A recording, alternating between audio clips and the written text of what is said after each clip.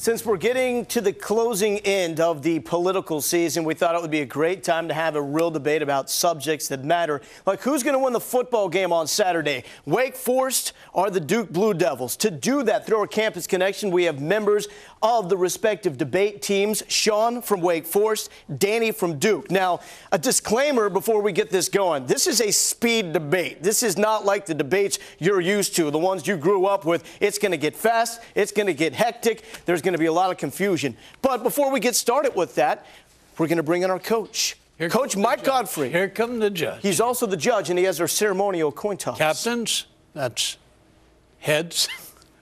That's tails. Captain Sean, you're going to call it in the air. Tails. Captain Danny, you win the toss. I think we're going to kick off the debate. Kick off the debate? 30 seconds for each of you. It will start on my whistle. Are you ready? Ready when you are. Are you sure? Yep. Are you nervous? A little bit. Okay, here we go.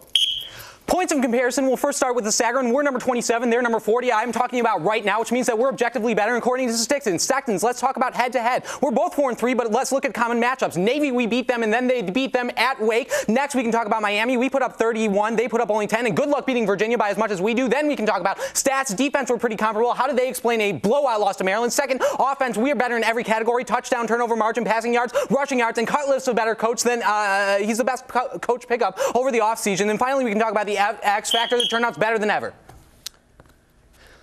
My number one is that we've been ranked higher than Duke higher than Duke has ever this season. Number two is that we beat them 8 straight times since 1889, making them the longest winning streak in NCAA history. And they were called Trinity back then. My number three argument is the only reason we scored low in the Miami game was because we ran the ball. We were not going to do that against them on Saturday. And my number four argument is that we can't use the transitive property, because if we did that, we would say that we beat Ole Miss, and that means that Ole Miss beat Florida, which means that we're objectively better, or at least as good as Florida. And that means that we also have 3 future league players in Alfonso Smith, Chip Vaughn, and Aaron Carter.